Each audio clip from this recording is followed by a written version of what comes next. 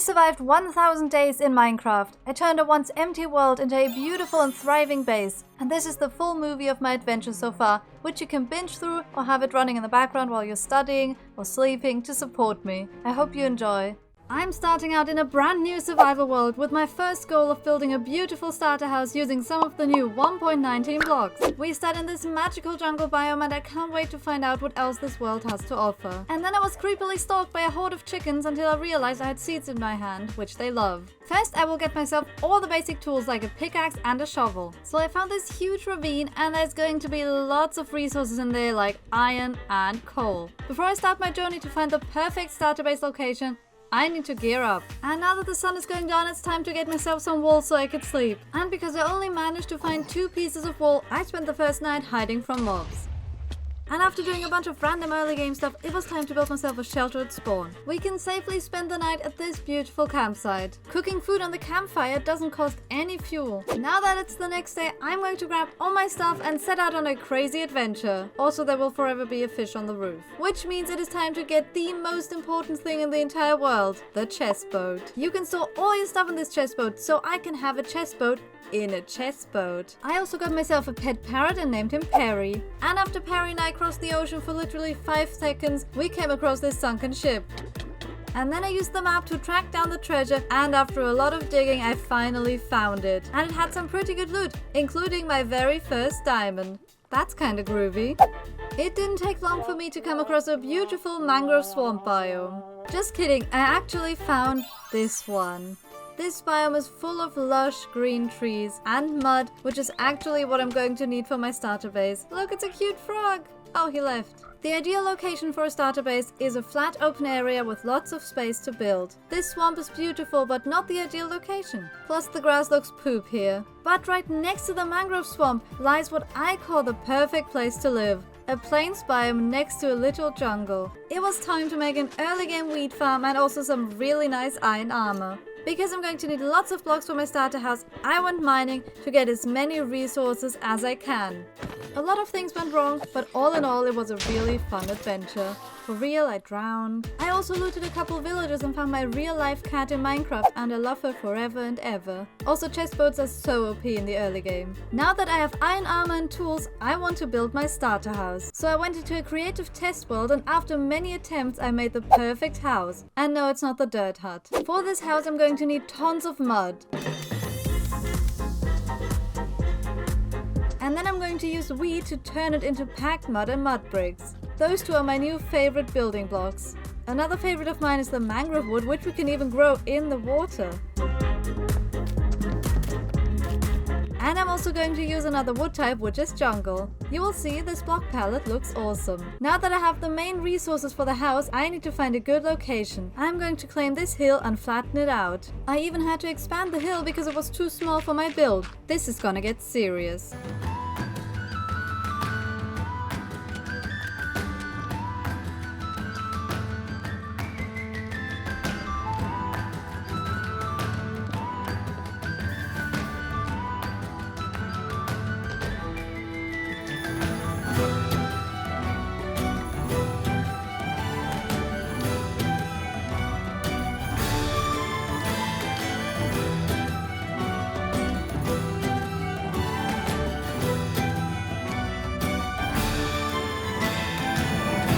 The starter base isn't complete without interior and exterior. I'm going to make a stone path with a slab trim around it that goes all around the house to the back door. Now I'm going flower picking and leaf cutting so I can add flowers and bushes everywhere around the house and even on the roof. I also added a cute table here and lanterns to light up around the house. The highlight will be this mud brick car that is parked behind the house transporting flowers. After a good night's sleep comes the essential part of a starter base, the interior. After replacing the grass using jungle planks and adding a ceiling 5 blocks above, I'm adding my storage room in the left corner.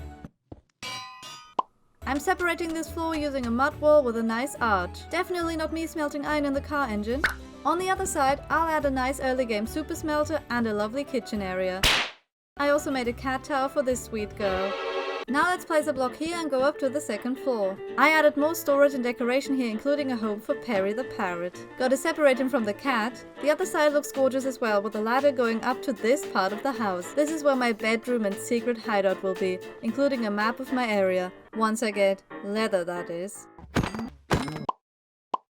I'm going to show you how to make the best skeleton XP farm base with a beautiful enchanting cave. First, you need to find yourself a skeleton spawner. I found one while I was caving and it is right under my base area. If you can't find one, you can always go into spectator mode. I'm kidding. And don't forget to take the loot, there's some good stuff sometimes. Or not.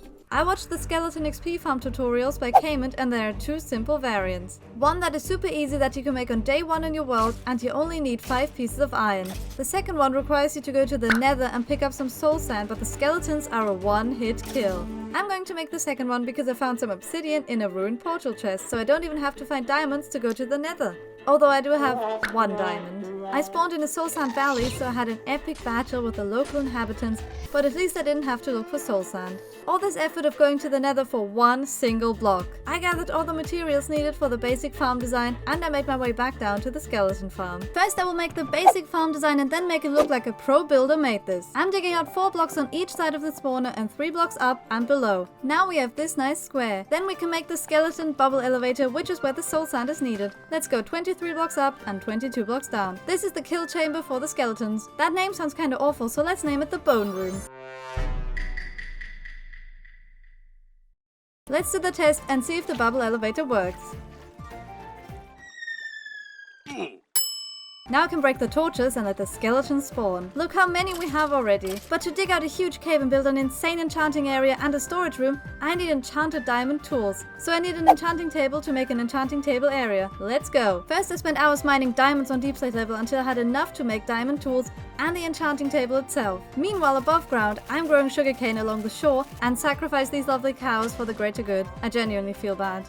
With all the books crafted, I'm making a temporary enchanting setup with level 30 enchants. Now the real grind begins, but also the ideal opportunity to test the skeleton farm. I was AFK at it for 20 minutes and got a lot of XP from it, not to mention all the bones. Bone meal for life. The best part is that you can one-hit kill them with a stick. A few hours of grinding and enchanting later, I had a really nice diamond pickaxe. Now I can dig out as much space as I need for the underground base. I decorated the spawner room with mangrove roots, which looks really creepy. I found a lovely geode so I can make tinted glass to look into the spawner room without any light going in. This is what the underground area looks like right now. Kinda poop because there's still a lot of digging and building to do. But first, let's make it more accessible.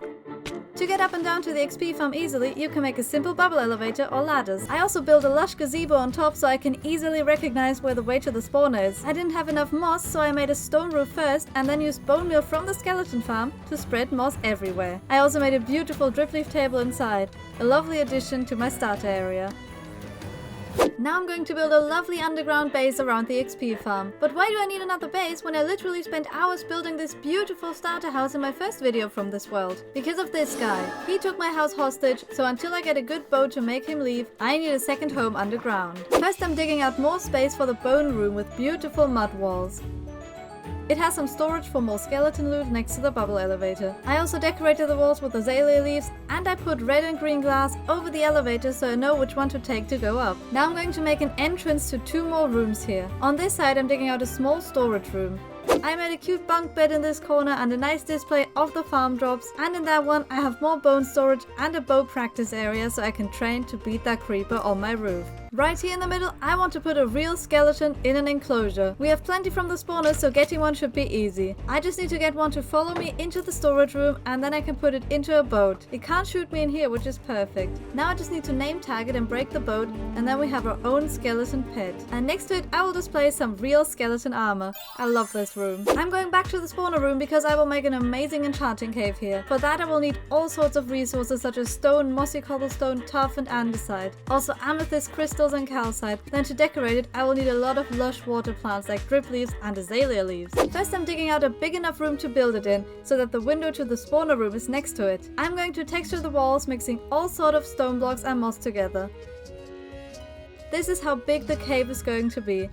Now I'm going to build a small island in the very center of the cave where the enchanting setup is going to sit. I'm placing dirt at the bottom and I'm making 2 paths out of leaves and drip leaves. One goes from the bone room to the enchanting island and the other one leads to the window where you can watch the skeletons spawn. I'm going to fill the bottom of the cave with water, and since leaves can be waterlogged now, it will look even nicer. And the water is also pouring out from wooden pipes. This is what the enchanting cave looks like now. I'm super happy with this underground area. Everything is lush and beautiful. And the best part is that I can have an efficient skeleton XP farm, and it was a good choice to be able to watch them spawn from the window. Now that I have plenty of bows and arrows, I can finally get rid of the roof creeper, but it looks like he has actually despawned by now.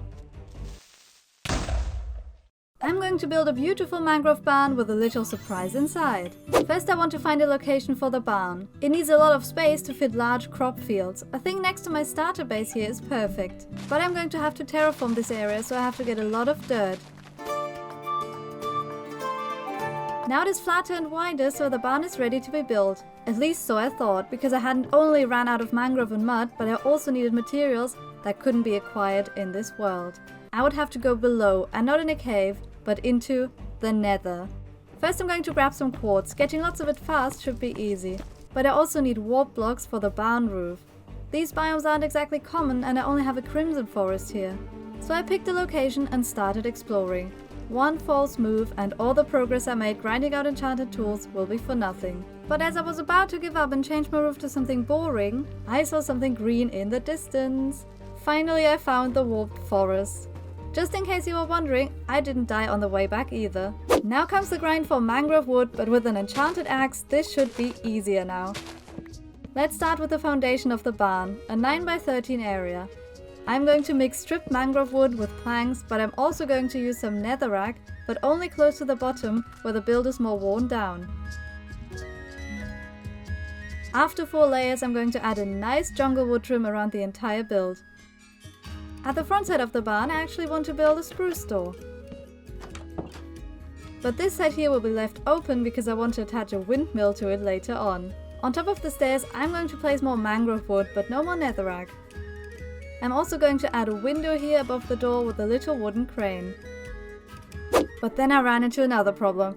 I brought the warp fungi home, but I hadn't actually farmed the wood yet. It is wood farming time and the ideal opportunity to get more spruce and jungle as well. Alright, now I can make the roof. It has a jungle trim in a curved roof style, which is what you typically see on barns. Then I can finally use that warp wood that gave me so much trouble to get. I think the barn already looks really nice and colorful, but it's going to take a lot more to make this build really stand out. It needs the windmill. But the windmill needs packed mud, and you get packed mud by combining wheat with regular mud in the crafting table. And I do not have any wheat because those cows were greedy. I told you I had plans to build a giant wheat field around the barn, so that time has come. I'm going to plant seeds everywhere until I have a big enough wheat field for all my mud needs. And while I was at it, I thought it was time to move my animal pens over to the barn and make it look more organic and animal friendly. Although I will eat those guys, I feel really bad. This took a lot longer than I expected because I also linked up some paths and decorated the area. The small details like placing coarse dirt and plants like a poppy next to the field adds so much detail. I also made this beautiful deep slide path in front of the barn, but it doesn't lead anywhere on this side, so it is time to change that. I finally have enough wheat to build that windmill. But we are going to start with a stone foundation and mix in some mossy and cracked bricks. Then I'll go 1 block inwards, and now I can finally use that mud I worked so hard for. I'm also going to add a tiny window and a jungle wood tower roof on top. Now for the windmill wheel. Remember when I mined lots of quartz in the nether? I'm going to need it to make the windmill wheel. I'm getting a ton of quartz with my fortune pick, and then I just need to turn it into smooth quartz blocks. I tried to make a very detailed wheel design as much as it was possible on this small scale, and I think using stairs and slabs made it curve really nicely. The windmill is done and it looks wonderful. Let's add the last finishing touches to the barn exterior. I added a small tower with a deep slate roof on top of the barn and some leaves growing down next to it. Then I noticed the roof looked too small for the height of the barn, so I used stairs and mud walls as little support blocks underneath, and it suddenly looked amazing. Remember when I said this barn will have a surprise inside? To acquire this surprise, I need to go on a little journey to this village here. Look at those peaceful villagers. I heard they find life here kinda boring, so I offered to take 2 of them home with me to raise a new generation of brave villagers, and in return, they will trade me all sorts of useful stuff. I just need to transport them back to my island. Sadly, the chest boat had to stay home this time. Now both of them will get a new home in my barn. I just need to make a little villager breeder setup in here. I found this super simple design by Roma GFX. You just need a little crop farm and then some trapdoors placed like this with beds on the other side so the babies will fall down. But don't worry, they will be safe. I know it worked because I tested it in my creative world and I forgot to close the game. Now the farm is ready and the villagers can check out their new home where they will finally get their dream job. Farmers!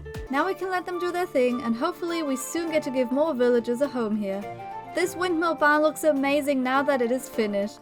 I want to build an LA themed house in Minecraft. I think it would be a lovely addition to this area. But first I need to find an LA. I set out on a great adventure through beautiful and dangerous lands to find this mystical blue creature. The best way to travel is like this, water and land transport in one. LAs can be found in either pillager outposts or woodland mansions. Both are terribly dangerous places, so good that I brought my almost broken iron armor. Oh wait, and would you believe it, I finally found an outpost. Pillagers don't like LAs, so they should be imprisoned in one of those cages. The pillagers don't like me either, come to think of it. Most of the cages are empty, but look over there, the LAs. And after epic pillager battles, my rescue mission was successful. Now the LAs can hold on to those leads and I can bring them home safely. We finally made it, but of course the LAs need a home of their own. Time for an LA themed house. So I guess LAs like blue. And I did happen to get my hands on some warped wood recently. I think pack mud and mud bricks alongside jungle wood go really well with that blue color. Now that the block palette is sorted, I need to find a location. I think the LAs like this spot over here. Very close to my house so I can visit my friends often.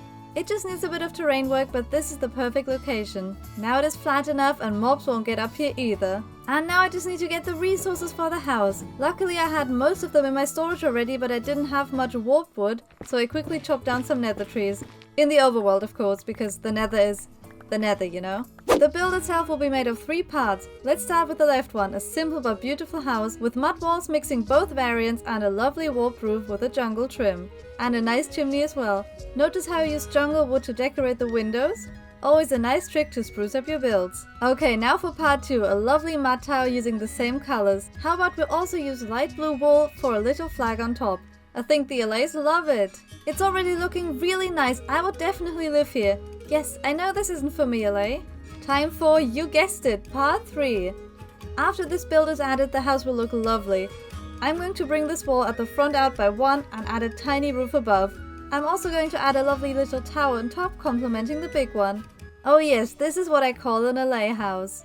What? It isn't blue enough for you? Alright, I guess I haven't done the exterior decoration yet. Like a beautiful stone path leading to the house, matching the one at my base. I know it isn't blue, but I have an idea. I got some soul soil from the nether, and I believe you can use it to craft soul lanterns that are blue. Now this is magical. Now I want to make some flower fields because a build is nothing without some greenery. This little field already looks nice, but how about we gather all the blue plants in this world and add them to this side? I think the LAs would love that. First some blue orchids from the swamp. Oh look, the LA is helping me. Now the ocean blue cornflowers. And there is one more, but it is a bit alien-like. The warped roots from the nether. Now that I added them, I think they look really nice together. A blue field for the LAs to hide in. I also added some lovely little picnic decoration. A nice build hack I like to use is this drip leaf arch over here. I also did some decoration inside of the house. I added a bedroom over here and on the other side of the house a lovely living room. And you can even go up to the tower and look out the windows. The last thing I want to add to make it really their home is to build a lovely LA statue nearby. I'm using warped wood and cyan stained glass for the wings and some white banners for the huge eyes. It looks really cute. It's been super fun to build this house for my LAs and get to know my new blue friends. Today I have a big project ahead of me. I want to build an iron farm, but instead of just having a farm floating in the sky, I want it to be inside a beautiful house. Well, once I got rid of the pillagers surrounding my LA house.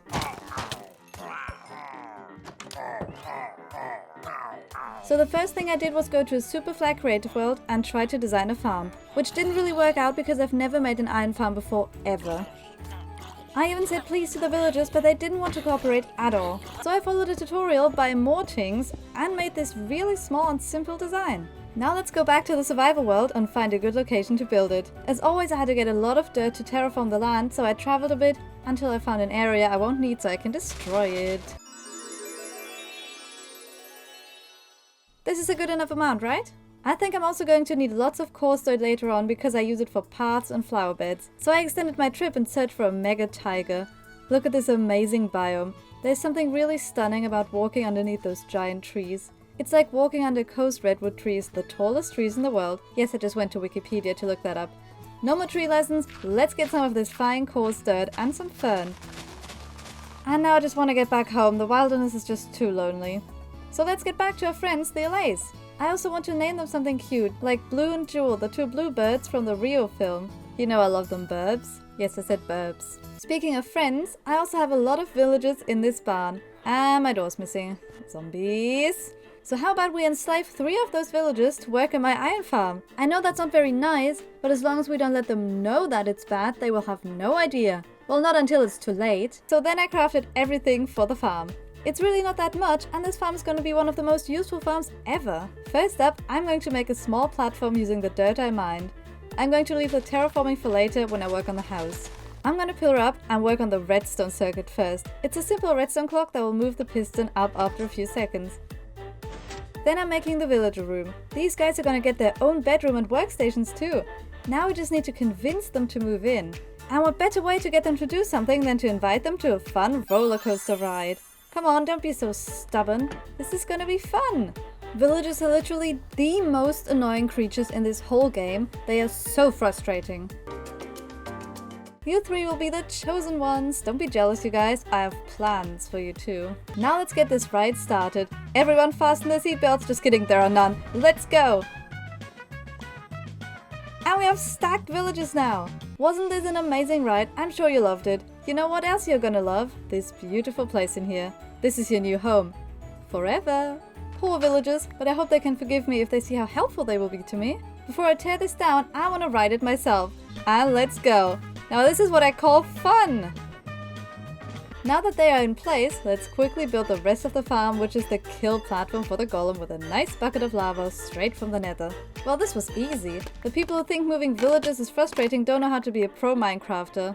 Villagers are literally the most annoying creatures in this whole game. They are so frustrating. Well, anyways, there's still one essential part missing, and that's the zombie. I hope I have a name tag somewhere.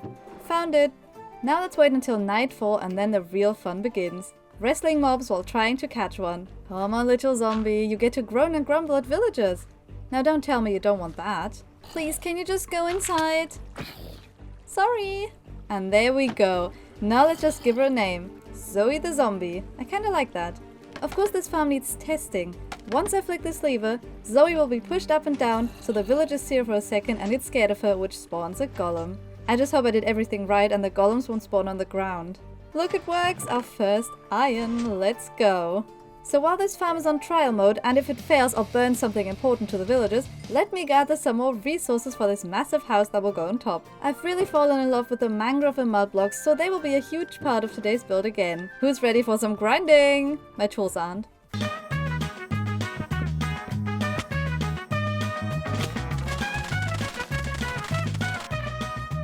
Look at all these nice resources we got from the swamp.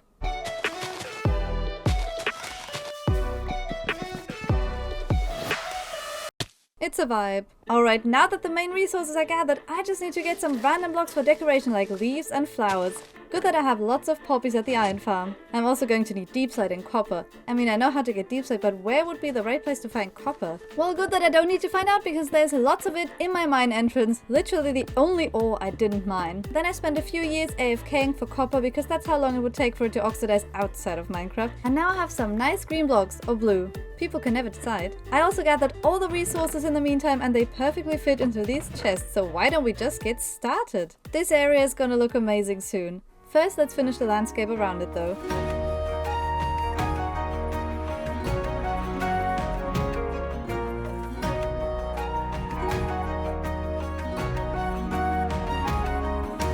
I tried to make this simple cliff back here just using some stone. It serves its purpose of being a cliff in the back, I think. Now what everyone has been waiting for, the house. I'm gonna lay out the build with a huge packed mud and mud brick wall that are decorated like a castle tower at the top. On the left it has a huge staircase and 2 small towers. I'm really loving this so far, especially the towers and the little flower pots. I also tried to make this part of the build a bit worn down by using walls and a couple large pieces of mud on the ground like it fell off. Now let's do the rest. The next part of the house is made of mangrove wood and a bit of netherrack texturing at the bottom. Then I'm stacking several roofs on top, each getting smaller the higher it gets. There's a spruce roof, a copper roof and a deep slate tower on top. The build perfectly wraps around the iron farm, and all the 4 blocks are either covered with trapdoors or slabs so the iron golems can't spawn anywhere else than in the lava pool. I love this build so much. Let's name it the Tower of Irony. I also need to turn the farm back on now that it's all spawn proof, and I hope the golems won't spawn anywhere in random places. Also look how much iron we have already. Those villagers have been doing a great job. And so the zombie too, of course. Now this area is looking a bit bare except for the piggy here. Hi piggy! But worry not, I have plans. And not the evil kind. The good pretty flowers and bushes kind. And I hear mobs underneath. Do I want to know? No. No I don't. Yeah, I wanted to know. Oh no, there's a huge cave party down here and they didn't even bother to invite me. I'll show them how cool I can be. Okay, let me try this again. Okay, now I just want to get my tools back. I don't care about this stupid party. If I say please, will you despawn? No? Okay then. Party's over. Okay, let's forget this ever happened and work on the build. Let's start with a path and some greenery around the house. Building something in Minecraft is like painting a picture. You can make something unique, but it's the landscape around it that makes it really stand out. I added a flower bed here with a cute roof to protect it from the heat. The summer's kinda hot this year. And I made some custom rocks in the back, and I planted a lot of poppies to pay respect to the golems that were brutally farmed for our personal gain. Yeah, that was creepy. F in the comments, everyone. F in the comments. Now this area is missing 2 more things. First up, I want to build a small but cute gazebo over here. Looks lovely, doesn't it? It even has some grass growing on the roof. Very cute. And now I need some custom trees. And I have 2 cool friends, Blockdown and Stubbles, who let me use their awesome tree designs. I love how they are made of so many different blocks, perfect for this area. Now it's all coming together, the perfect iron farm for our base area. I got plenty of iron and a beautiful new build to look at from my starter house.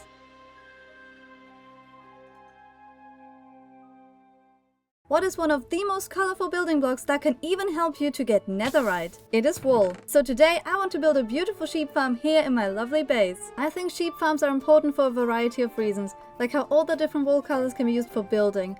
I like to use white wool mixed with calcite and diorite, and I think we should use those blocks for today's build too. And this is literally all the wool I have in the world, so we definitely need to get more. I also heard wool can be used to obtain something valuable. More about that later. Oh, look who decided to bless us with their presence once again, our dear friends, the pillagers, and I will say no thank you, I do not want to purchase another Netflix subscription, so please leave me alone. Oh no, I think I just did a dumb thing. I forgot I could start a raid and I have a lace and villagers here. We need to gear up because I only have iron armor. Good that I have diamonds down here. Alright, let's do this raid. I was able to handle the first few waves with ease, even though I had to endure pillagers doing really mean things like trampling my crops and bringing their ravager pets to destroy my leaves. And of course the witches were there to poison me as well. I barely escaped with my life just now. Those freaking idiots need to leave right now. I came up with this pro strategy to pillar up and shoot the ravager from above, but then of course the worst thing happened. Oh no, I don't have any arrows left and the ravager is still here. I think I'm just going to have to run for it right now. I just did a big brain move. The ravager can go swim and I run away with my boat. Now I can restock on arrows and then get back to slaying. Watch out everybody, here's Johnny. We're just not gonna talk about the death after death after death I had in my cow pit to a weird creepy pillager. The evokers were the only reason I didn't quit this raid and hide somewhere, because they drop totems of undying and I really want them. But they are also the worst mob in the raid because of the vexes they spawn. They are so mean. But I killed them one by one until finally... Oh my gosh guys, we did it! We are the hero of our little village. We protected our home and now we even have 4 totems of undying.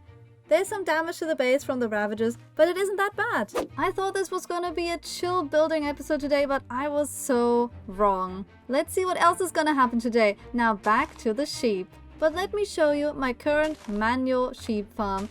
This is where my sheep friends live, but I need a much faster solution for me to get wool without having to shear them manually. So let's put a serious thinking face on and do some science. And after 1 minute of thinking about my cat, I think I'm ready to build this farm. I need to craft all sorts of redstone materials like hoppers and dispensers. I think dispensers are the most annoying to craft because you have to craft them one by one using bows. And I'm actually short on string too, but I actually realized I don't have to waste all my precious string because I can just go down there to my skeleton farm. I have an abundance of bows down here, I just need to repair them and then I can turn them into dispensers. And I'm also going to need observers, so I'm rowing over here to my beautiful nether portal, and for every second that I have to spend in a nether gathering quartz, I will burn diamonds. Aha, jackpot. Alright, let's get back home and burn some diamonds, craft some observers. Alright, this looks beautiful at night, doesn't it? You're ruining my view, spider, go away. Smell you later, idiot. Oh no, look, my 2 diamonds that I have to burn for going to the nether. Oh no. I just need 16 of each of these materials because I will build 16 modules, and now I just need to wait on this glass to smelt. I also have this chest full of hopper minecarts. I'm so glad that we made this iron farm last episode because this project is going to take so many resources. And as you can see, I made a huge circle here because this is where I'm going to build the farm itself. Alright, I already placed the floor of the house so I can just easily build the farm where it needs to go. And we're starting with this barrel and a hopper going into it. And then we have an observer right here and a dispenser on top. Then behind it, I need to place some redstone dust. Now I need to place a hopper minecart right here and then remove the rails. And then I'm placing a piston and pushing the grass block into the hopper minecart. And now it should be inside. Okay, this is the first module. Now we just need 16 more of them scattered around this area.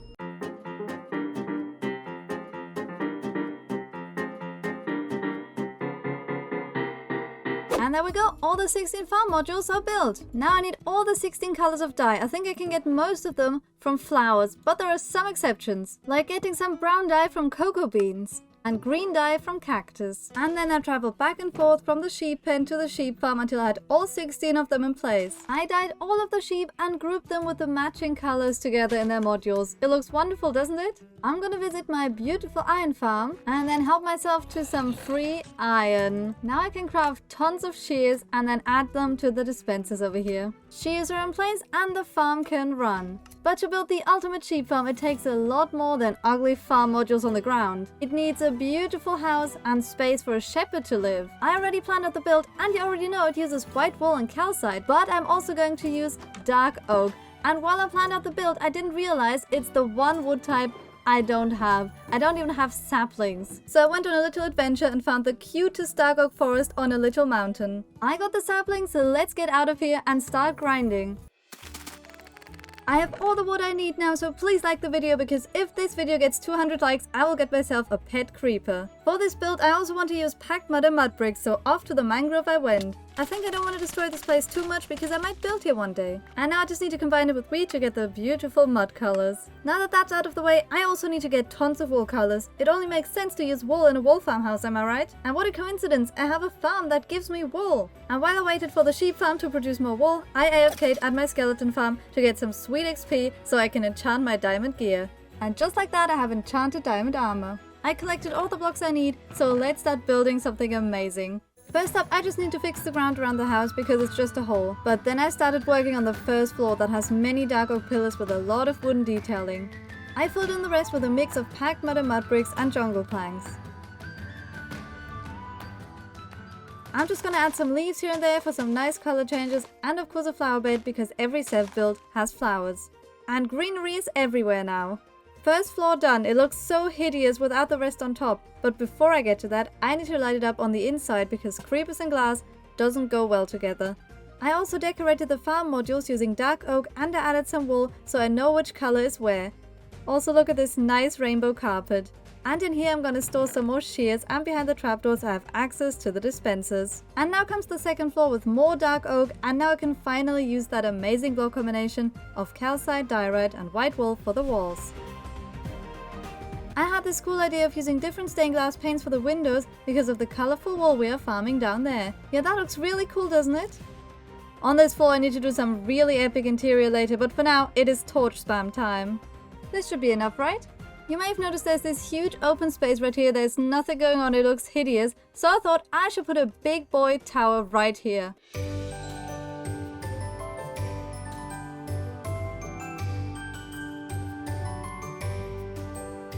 Look at this majestic boy of a tower. It starts out with a stone brick wall and also has the entrance to the sheep farm. And then it goes one block inwards and continues with oak. Getting all this oak wood took ages, so please subscribe to make me smile. I love this tower. Take a look at this gradient using moss and stone blocks down here. And now we have the coolest entrance to the sheep farm.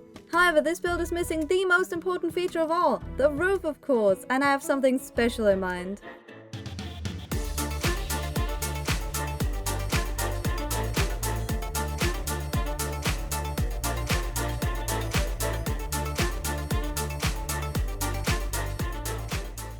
And here we have a colorful rainbow roof. I've wanted to do a rainbow roof ever since I've first seen a Minecraft sheep, and now it is finally here. The rainbow roof sheep farm thing. Okay, it needs a better name. Every build here has a cool name. The home sweet home, the villager baby barn, the LA house, the name we don't talk about, and the Tower of Irony. Have you ever heard of the legendary rainbow sheep? Yeah, me neither, but I'd love to have one be the mascot of the rainbow house. So let's summon one in. We just need a name tag and any sheep.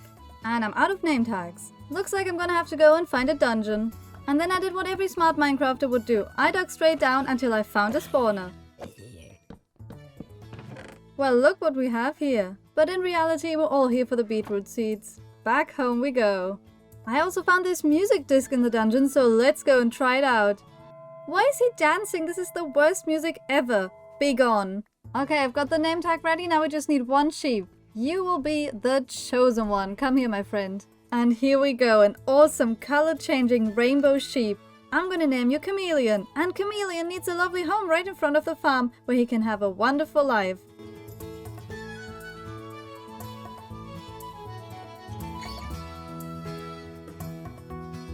Okay, let me show you his new home. We come right down here, right from our base, and then there's this beautiful flower field, rainbow colored. It's like a rainbow, but flowers. And then right here we go in. Here is a beautiful organic stone archway, and this is Chameleon's new home. He has some water, he has grass, he has flowers. Let me know in the comments if you knew you could get a rainbow sheep in vanilla Minecraft. The house is already looking lovely, but oh, I have so many more plans for this build.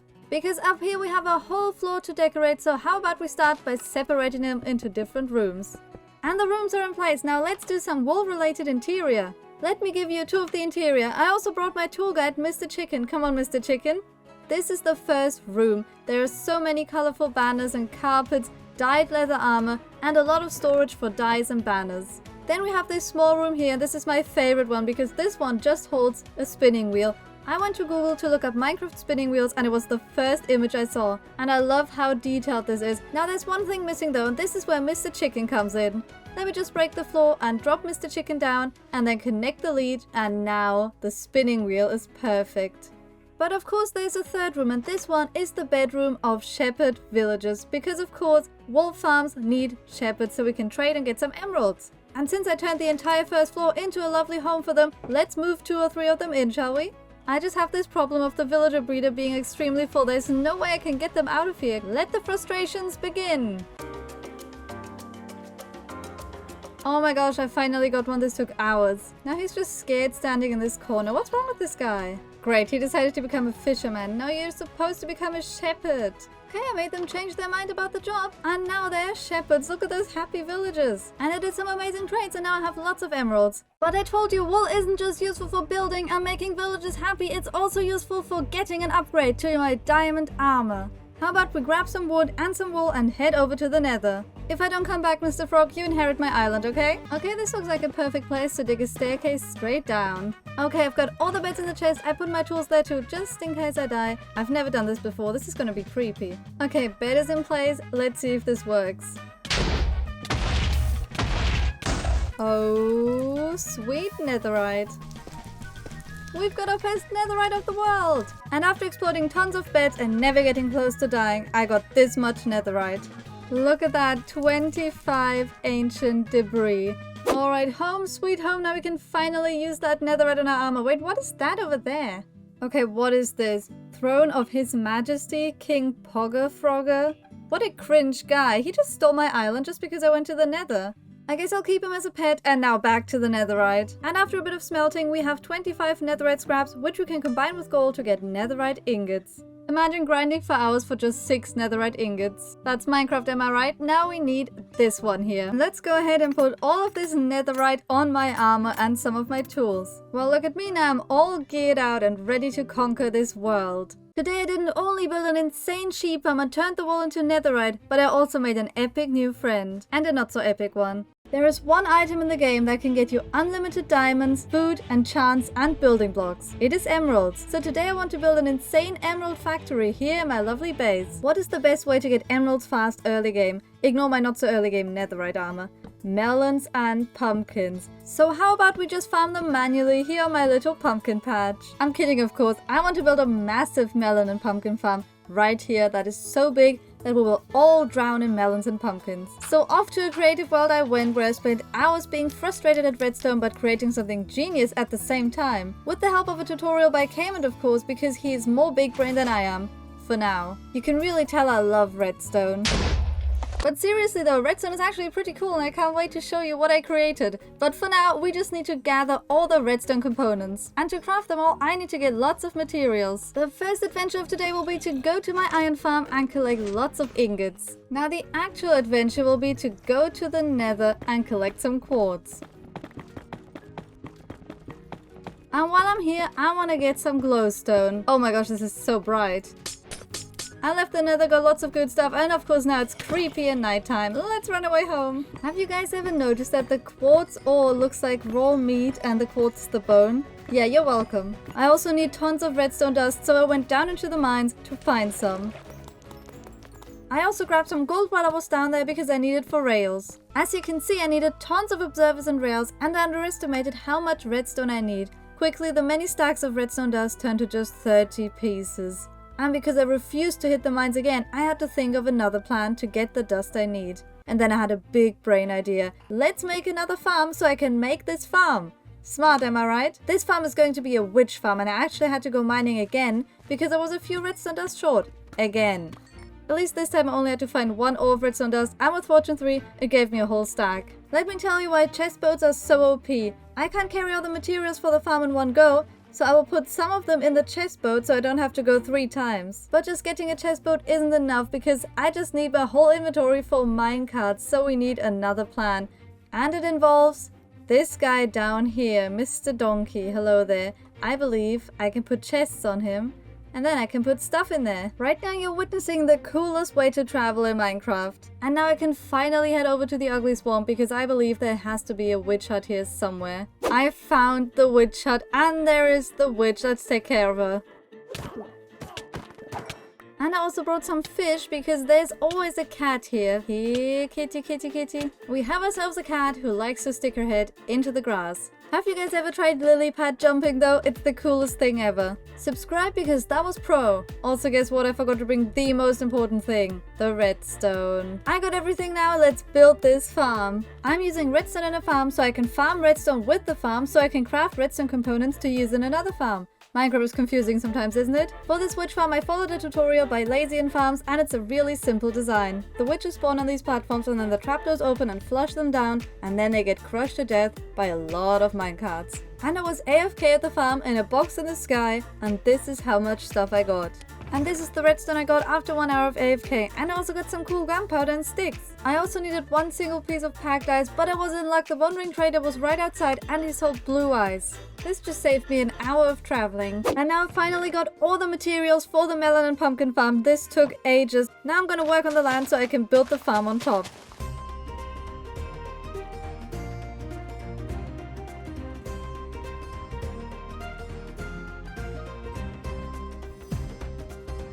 I created a little cliff on this side, but I left this part open to leave room for future builds. On top, I already planned out where the house is gonna go so I can build the farm in the right place. Now it's time to do some really crazy science and make the farm. Let's do some magic. That was unintentional.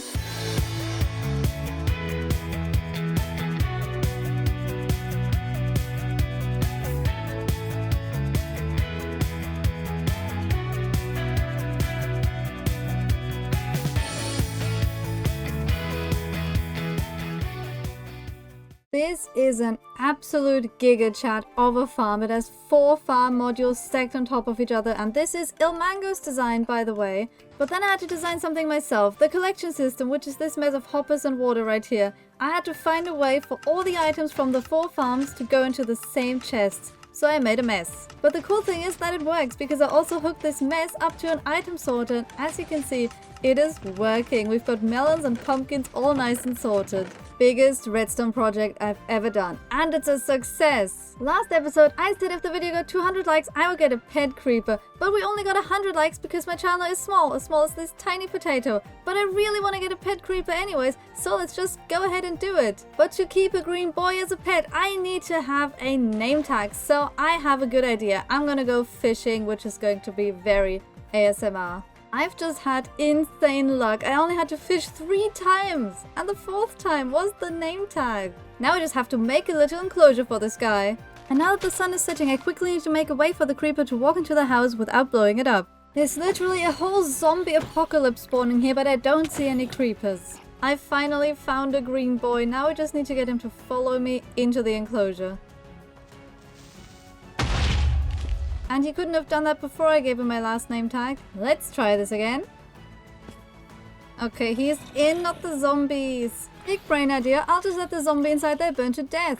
This enclosure is absolutely safe to stand next to as long as we don't open the fence gates. And I named this guy Jimbo the Creeper because he is a creeper. Now let's get back to work on the melon and pumpkin house. Also, if this episode gets 100 likes, I'm gonna build a home for my horse because I just abandoned it out there. Oh, and for the donkey too. If you like animals, then like this video. If you thought the grind for this farm was insane, then you're not gonna believe how much stuff I'm going to need for the house that goes on top. First up, I'm gonna need 8 stacks of calcite. Let's dismantle a geode.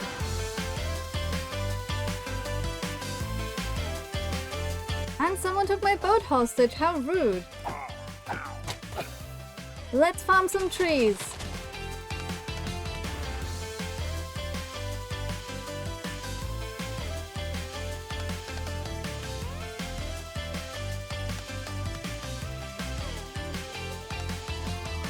Look at these chests full of wood. Yeah, that's 2 hours of work just sitting there. Crazy how much work resource gathering can be, but we're so not done yet. I also need to pay a visit to my brand new sheep farm, which we are going to name the Wild Woolly Warehouse. Suggestion by Thomas to Space. Very epic name, and I'm here to get some white wool.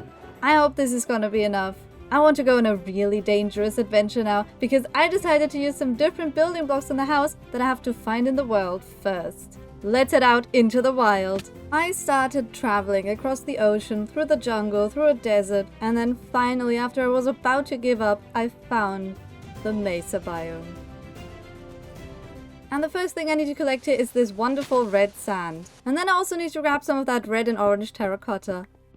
Okay, I've got a whole inventory full of resources. Now let's go back home. Oh my gosh, you have no idea how happy I am to finally be back home. Alright, let's craft the remaining resources. This is what collecting all my resources looks like, by the way. Opening and closing chests, crafting so many things, searching for it everywhere because my chests are a mess. And now that the fun block gathering is done, look at all this stuff. Let's figure out how to build something around the farm. Let's go! Let's start out with the foundation of the house using some spruce pillars. Then we go right into building the first wall with a stone foundation and white walls with lots of texturing and spruce details. It's got a staircase entrance made of stone and a balcony with lots of greenery. You can see the walls even better on this side. As you can see, I even used some patches of birch logs and overgrown mossy stones at the bottom. I designed the back very similar to the front with a little balcony, and this side here will be left open for now with the item sorter being right there. Then the most important part is the barn-shaped roof made of mangrove and red terracotta patches that makes the roof look worn down in these places. Let's see if I can jump down without dying.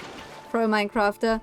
Alright, as you can see, a huge part of the build is done. Let me know what you think of the block palette and the texturing I've done on this build. I forgot to put in the windows though. I'm gonna use green and orange glass paints to go with the pumpkin theme. I also have melon and pumpkin colors here on this balcony. Let's also put some cute flower pots here. Yeah, that looks really nice, doesn't it? The view from up here though, look at my base. Let's also check how the farm is doing. Nothing is breaking so far, so I can keep the title of the best redstoner in this world. Look at all this stuff though. But now I have a special idea for this part of the build.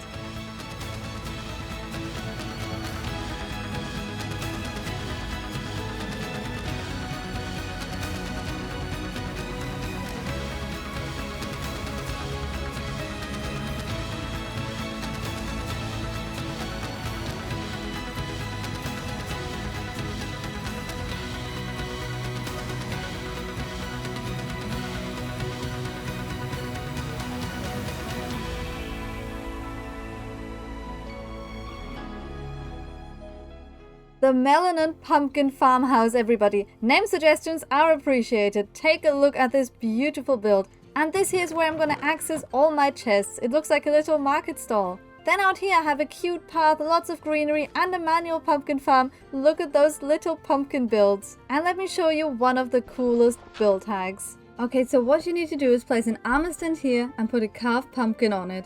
Then push a composter into it. Just add a grindstone and fence gate and boom, you have the perfect medieval wheelbarrow with a pumpkin inside. Literally the coolest thing ever. And how could I not mention those big guys up there? They are here so I know that this is a melon and pumpkin farm. You know, in case I forget. And I actually replicated this melon slice here one by one and added some texture. And this path here leads to the grand entrance, and this is where I want to put villagers. Because for this build to become the ultimate emerald factory, we need someone to trade those melons with. So let's prepare this ugly room for them, shall we? Okay, let's take a look. These are the cells the villagers are gonna live in. Okay, let's call them rooms. This isn't inhumane because villagers aren't human. It's also nice and bright, and we have a cute melon carpet right here. Let's also go upstairs because this is a little kitchen and dining area where we can eat some melons and of course some sweet pumpkin pie, and I want to put some here. Apparently I need sugar and eggs. Okay, BRB. And the pie is made. There we go. I also made some windows here so I can look at this beast of a farm. Look at all the items coming in. Now what everybody has been waiting for, let's move all the villagers in there. I'll spare you the details of this endeavor. And just like that, all of them are in place. Definitely didn't take hours of struggling and being upset at them. You love it here, don't you? Okay, good. As you can see, I've been eating these melons the entire time because I'm out of food. Perfect timing, let's level up their trades and get sweet golden carrots. I've been doing tons of trading and even maxed out all the villager trades, so now I'm eating golden carrots. I even got to 50 levels, but then this happened.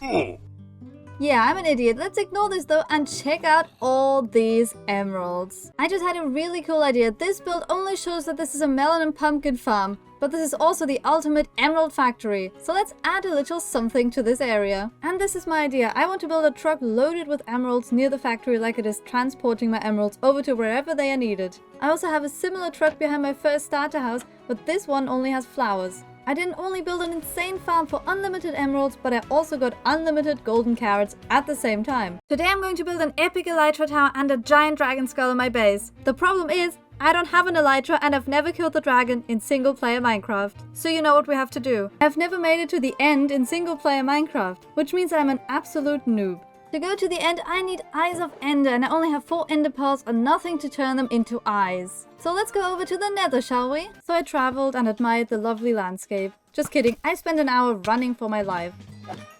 Ah, it made babies! I hit the nether. This ghost had it coming. Do you see it in the distance? It's a fortress. Okay, let's pillar up to the fortress and find a blaze spawner. Reloot. This is the worst loot ever. Here come the blazes. Nope.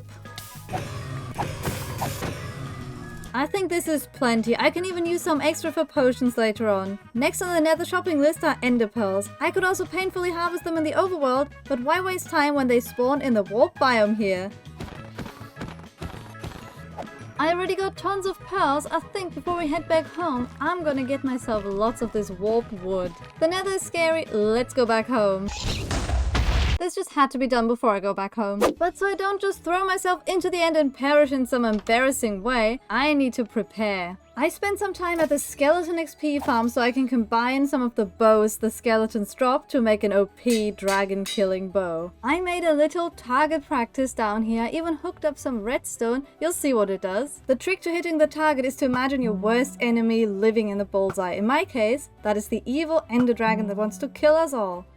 And now I'm a pro archer. Now I have to restock on food from my lovely emerald factory that we made last episode. Sweet golden carrots. Now I just need to grab some obsidian from this lava pool. Now let's craft tons of eyes of ender. And then I'm also going to make an ender chest. And then I'm going to store rockets and lots of chests in there. This will make sense later. Okay, I feel prepared. Let's find the stronghold. I just throw this in the air and it tells me where to go. Guys, look at these cute pandas. I wish I could just take them with me. The eyes told me the stronghold is right down there. So let's do what every pro Minecrafter does and dig straight down. It's literally right underneath us. Oh no. What the heck is going on? This is a silverfish invasion. Of course, none of the eyes are in here. First ever dragon fight in single player Minecraft, let's go! And because everybody thinks the dragon fight is boring, let's turn it into a fun montage.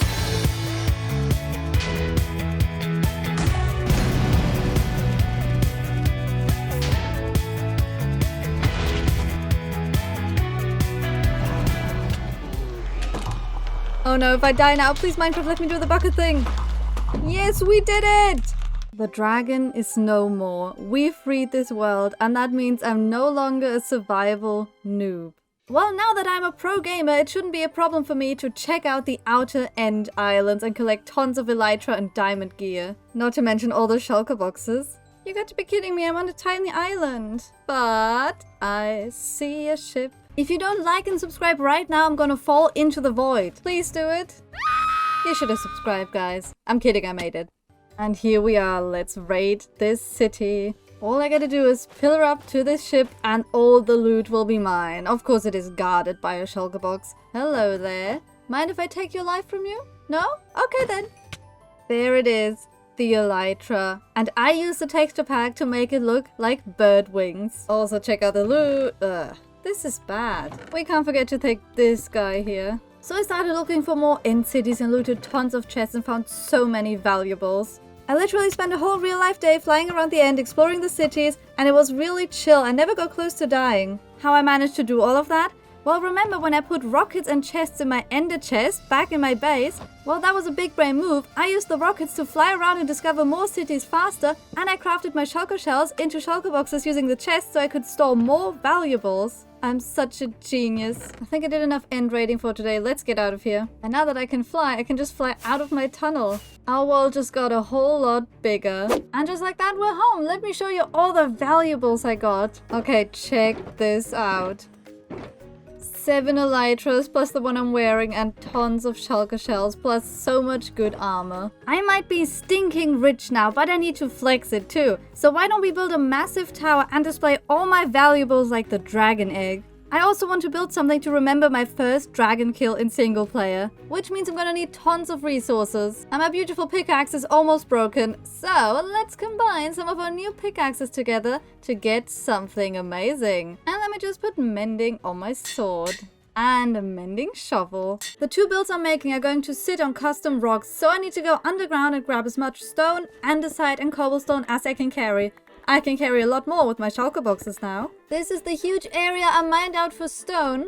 And this is all the stone I just grinded. Another thing I'm going to need is green terracotta. Hello? What the heck? No. Oh no. Why did he do this? Why did he come into my home and why did he ruin my chestboat? And there's a stalker in front of the window. Let me just relocate this guy real quick. Oh, let me just do some target practice. I'm kidding, I'm not gonna do it. Whoops! I accidentally fired it! You saw nothing. Another distraction? What is going on? Go away. Like I said, I'm gonna need green terracotta, which means I need green dye, and I only have 5 cactus. I just dug a hideous hole next to my LA house because I'm gonna make a cactus farm here. Okay, that's a farm, and it works. I've just seen cactus fall into the chest. That's a collection system. Let me just cover this up. No one is gonna suspect that there's a secret cactus farm down there. And while we wait for the cactus to grow, let's take another material off my list, which is moss. The best way to get tons of it without building a massive farm is to just mine it underground. Let's check the good old cactus farm. That's what I'm talking about. Terracotta is made, resources are gathered. Now we just need to find a good place to build this. How about somewhere over here where the water isn't very deep? Sorry, Sand Island, but you're ugly.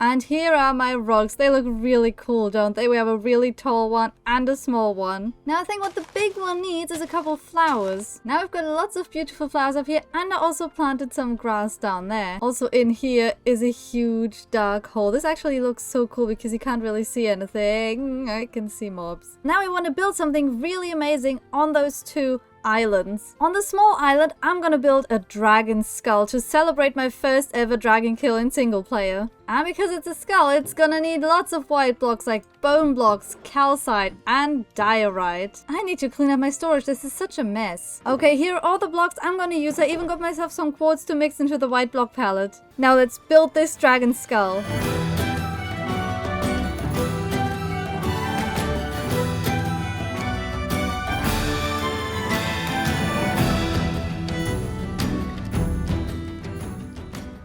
This looks so cool. Check this out. Our own custom dragon skull. We've got so much texture in there. The diorite towards the bottom and lots of bone blocks.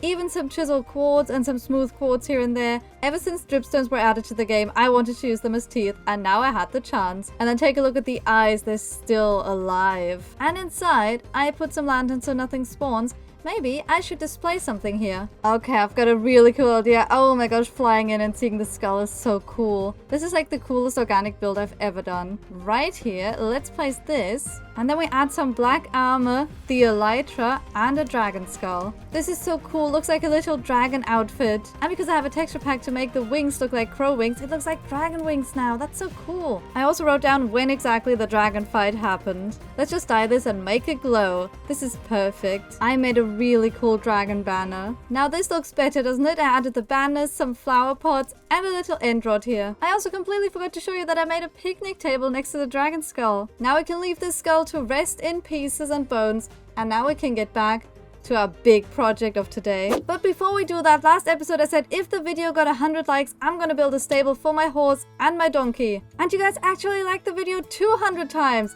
So I need to make this stable 200 times as good. So I made those cozy stables using all sorts of wood like jungle for the roof with a dark oak trim and lots of spruce. And now the area in between my wool farm and my starter house finally has a function, the horse stables. I also did a nice path connecting to this one, and I did something cool with the stables. Let's see.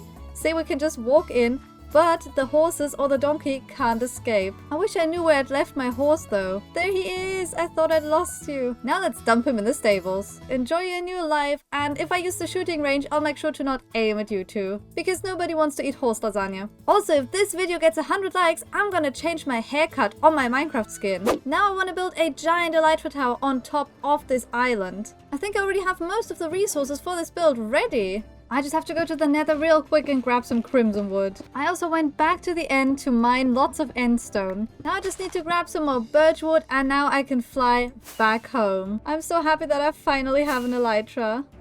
What just happened? Did my elytra break? And here are all the resources I just collected. We've got stone and lots of other colorful blocks. But how about I just show you what the build is gonna look like? Let's build this tower. The first part of the build is like a claw holding the rest of the tower in place. I made it dragon themed with deep slate and crimson.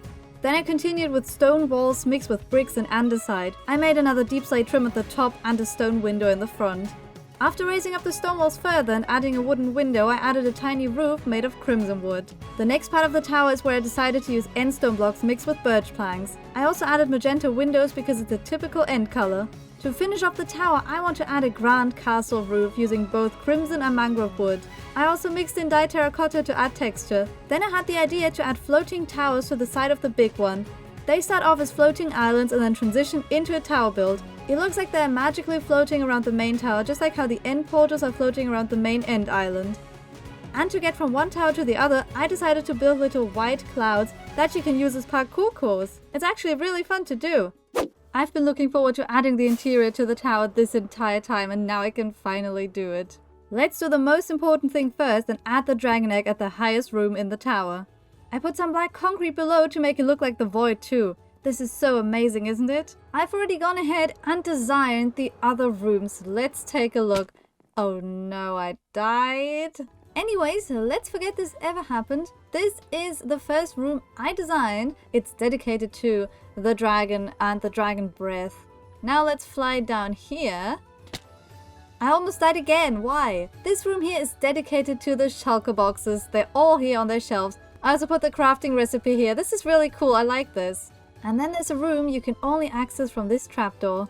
I recreated a little end portal down here. I didn't fill in all the eyes, otherwise it would open. It's gonna be hard to get out of here though. Oh, I'm a pro. And this is the entire tower finished. It took me several days to design this unique build, so please like and subscribe. Today I want to build an epic village in a mangrove swamp and design houses for every single villager profession. Villagers don't generate in this thick mangrove swamp, and it's dangerous too because mobs could spawn here. Okay, what does spawn here is kinda cute though. Look at the fishies. There are 13 villager professions plus the nitwit, and I think making a house for each of them should be a really fun challenge. But I do wonder, where should I build this village? I'd love to have it next to my base, which is gonna require a lot of work because I need to fit 13 plus houses into this area. I'm gonna need tons of dirt for the landscaping, and the best way to get it is to go to an area far away and destroy it. I just need to go fix some of my tools real quick. And done. It seems like I've been here before. Let's destroy this area. And this is how you professionally destroy the world. And now we have lots of dirt. I'm terribly sorry for destroying your home horse. I need to go get some mud now because I have a really cool idea for it. I'm gonna look for a mangrove swamp far away because I don't want to destroy the one at my base. This one here will do. Well, I destroyed yet another area in this mangrove swamp. But look at all this stuff. Now let's go back home and farm some wheat because I'm cool. Just kidding, but I need the wheat to turn the mud into packed mud and mud bricks. Well, that's all the wheat harvested. I'm gonna start marking out the area for the village. It will start here at the steep swamp water pool and stretch out all the way over here. It's kind of hard to plant this with all the thick trees in the way, so let's get rid of them real quick. Isn't it funny how Mojang added the mangroves to show us the importance of these trees in real life? And here I am, deforesting the mangrove swamp. Don't do this at home, kids. My villagers need a place to live. Seriously, look at my villagers all stuffed in there. They've never seen the sky in their life. So time to change that. Now we have this huge open area looking really nice with the exception of this ugly muddy ground. Since I'm gonna build over this anyways, I might as well harvest the mud to use later on. Well, this looks even uglier now, but I'm gonna put all this dirt here to good use. It is terraforming time. So I got my hands dirty, haha, get it? Okay, that was so bad, I'm sorry. I terraformed this land, creating huge plateaus, I think that's what you call them, for many houses to sit on. It wasn't just complicated to terraform the land, but also to make sure that enough houses can fit on there.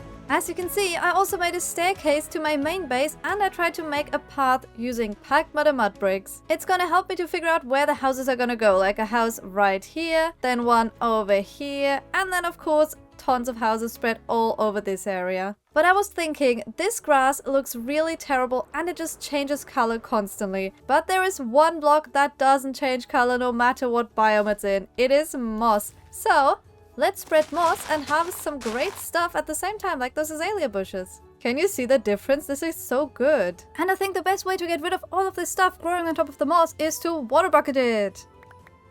Well, that was an epic fail. Aha! That's what I'm talking about. Look at this. Bye-bye, carpets. Oh my gosh, look who came. That means he accepts this place as a village. Welcome. Before it looked like a really sad swampy area, but now it's lush and green.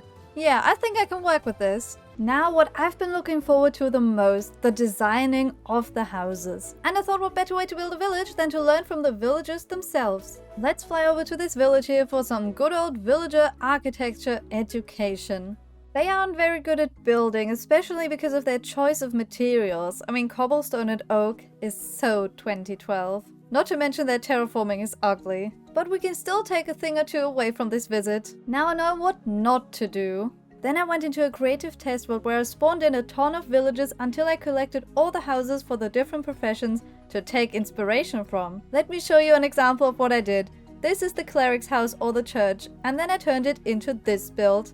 You will see the other houses very soon. So let me tell you what materials I'm going to use. Obviously packed mud and mud bricks and mangrove of course, and I have lots and the leaves in a storage out here because the storage inside was full, which is why I also filled these barrels with mangrove wood. Somebody yell at me in the comments to make a bigger storage room, please. I also want to use a lot of spruce wood for this project. Then let's also mix in some of the stone and stone bricks and andesite. Also cobblestone, you know, taking inspiration from the hideous villager houses. We're gonna use it too, but not as terrible as they did. I've just been to the skeleton farm and collected tons of armor to use for the first villager house. I'm sure you can guess it's gonna be the armorer. I think I want to build this house towards the back here, this area. What is that? It's a baby slime! Oh, it's so cute!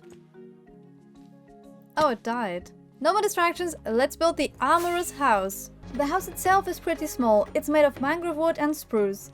I mixed in some red terracotta on the roof as well. But the armorer has a big outside workstation where he forges armor out of iron. I also included some smaller ponds because this is a swamp after all.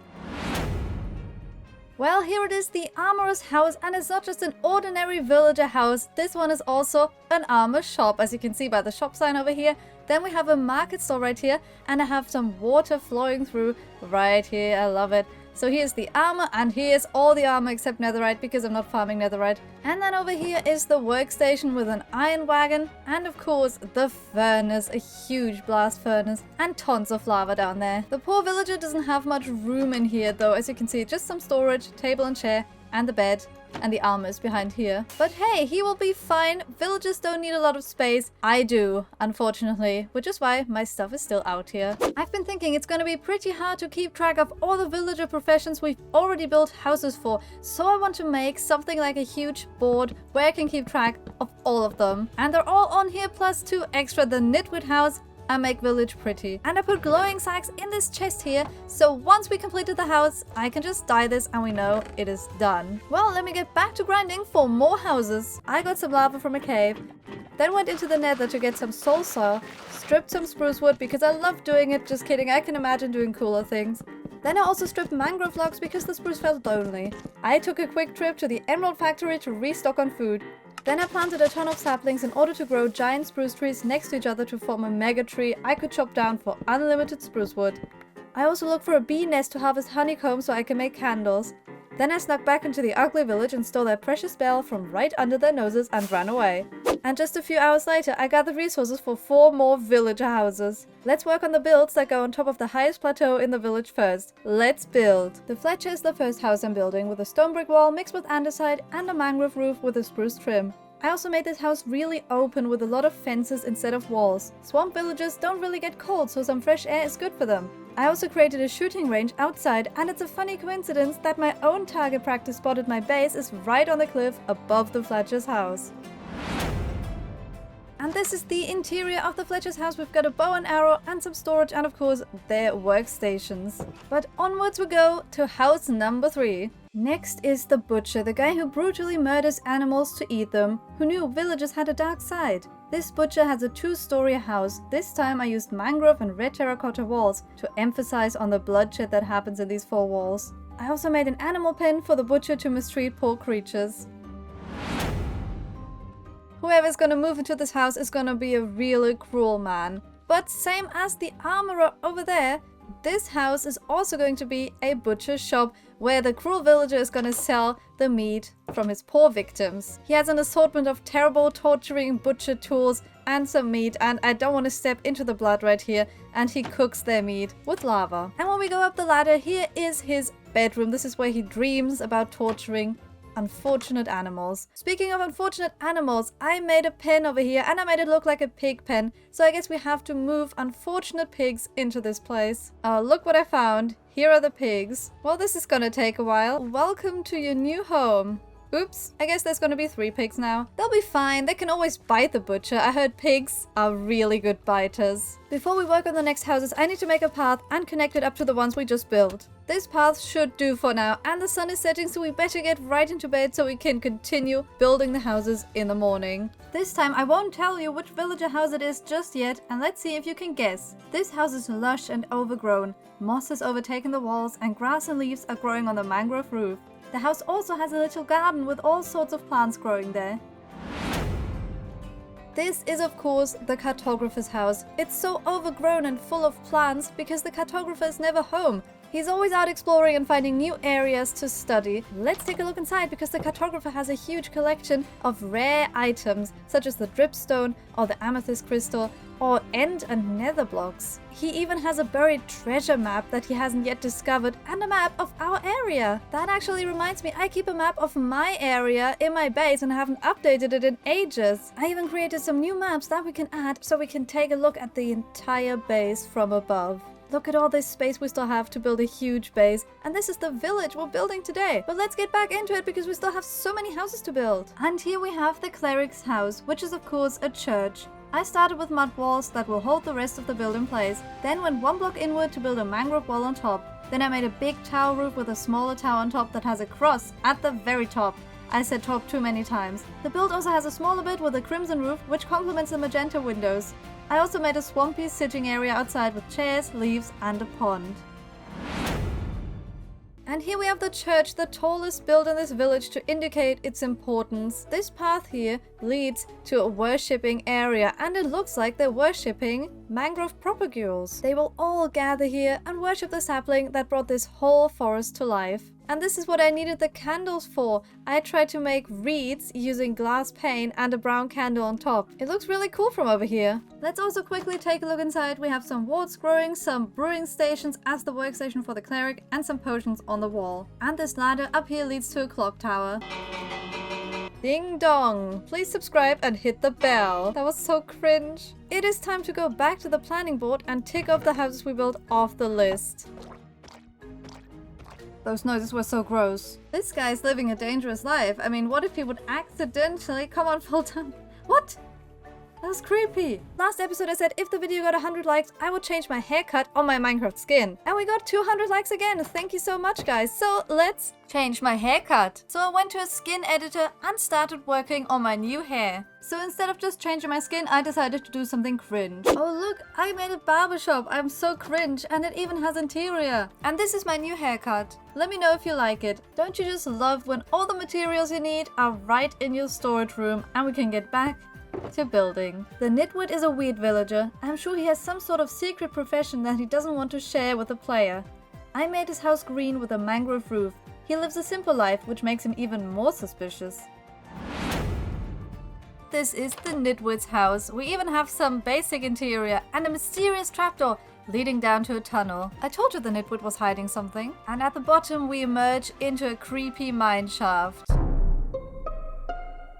That Nitwit is sus. I also started working on some decorating between the houses we already built, such as a beautiful path, lots of greenery and fences and lighting around it, and I made a tiny baby mangrove tree. Over here I have another tiny custom mangrove tree, and then up here I have two big trees leading to the village. So when we come in, we see huge mangrove trees greeting us. And I made a cute pond down here and put some tropical fish in, and they keep swimming up. Oh, and some of them have already died. Whoopsie. But let's take a step back and look at what we already made. This huge custom terrain. I made 6 villager houses in this area, and there's still so much to do. 8 more villager houses to be exact, and we still need to move all the villagers in. I transformed this mangrove swamp so I can build a beautiful fantasy village here. There are many different kinds of houses, but also a lot of empty space I'd like to fill with more lovely builds today. And the best way to prepare for a long day of manual labor is to take a refreshing walk. What a beautiful day it is to build a village. It's been a while since I worked on this village, so to warm up, let's start on a little house. This is a small but cozy farmer's cottage. I made a cute wheat field outside and a scarecrow to keep the zombies away. This is very cute, but it's still looking a bit bare, so let's add some greenery to it. Yeah, this is looking much better now. Maybe even some more leaves around the sides here so the villagers don't fall out. But you know how villagers are, they always find a way to fall down. You know I also love my flowers, so let's add some of those too. Now walking up to this house is gonna be extra magical. This is looking super cozy, and I love that I can see the dragon egg all the way from over here. Look at it. It's magical. I think it is important to track your progress of such a big project, which is why I made a little to-do list over here, and every single time I finish building a house, I mark it on this board with my glowing ink. Ah, there's the farmer. And done. Still lots to go. But instead of starting the next houses, I got an idea. What if I make building these houses really simple by getting all the wood from a machine instead of manually chopping them down and hurting my wrists? Ow! Mangrove trees are beautiful, but getting the wood is so much harder compared to spruce. So I need to build an automatic mangrove wood farm so I can build the second part of the mangrove village. I'm usually too lazy to go mining. It's definitely not because I'm scared of dark caves and creepers. No. I'm just lazy. But that is why I already made a witch farm a while back, which gives me redstone. Yeah, it's ugly, I know. So all I need to do is stand around while the farm does its thing. It's a really lovely view from up here too. Look, it's a sunflower field. So pretty. But slime could be harder to get unless I outsmart them. And that's exactly what I did. This time I had science on my side and the easier slime farm designed by my friend Cayman. The slimes will spawn on these 4 big platforms and fall down into the water stream until they perish on the magma blocks. But just like the witch farm, I will stand around and wait for enough slime to be there. But they only spawn at night, so we're gonna be here a while. Welcome to my new cozy sky house. Yeah, it's super ugly. But look at all the slime I got after just one night. Now I can craft all the slime blocks I need for the mangrove farm. And we can even see the dragon egg from the slime farm. Look, it's over there. I don't want to build the mangrove farm near my base because it doesn't look very pretty. I think if I build it across the ocean near this village, it'll be fine. Sorry villagers, I'm ruining your view so I can create a beautiful mangrove village in my base. But don't worry, you're all invited to live in the better and improved village, I promise you that. Sorry guys. Alright, this looks like a really good spot. Let's build this farm.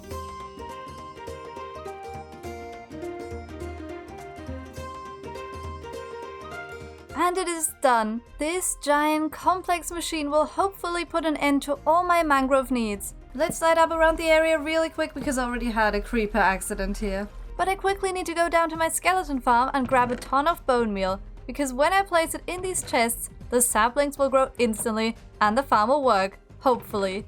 To start the farm, I just need to activate this lever and then the TNT will explode from above. Oh, it's so loud. Now I need to stand in this room here and aim the saplings at this tiny spot, and if I do it right, it will place down and grow a tree.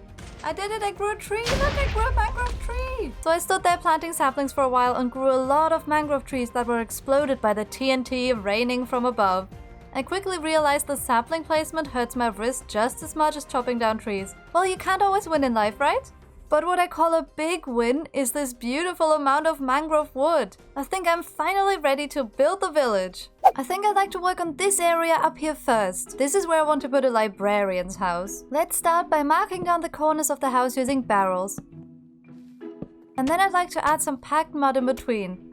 And then some magenta glass in the windows. Yes, that's a nice start, I would say. For the second floor, I'd like to use a more magical color, so I'm gonna use some magenta terracotta. And I also made a balcony at the front of the house. I think it's a nice touch. Now this is still looking a bit weird, so let's add a roof on top.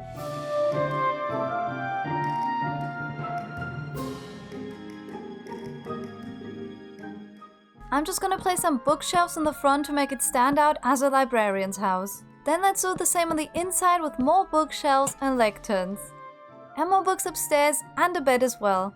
This is a cute and cozy interior for someone who loves to read. And a great view from the balcony too. And this is the librarian's house done. I hope you like it. Now this area here will be the next in line to become beautiful.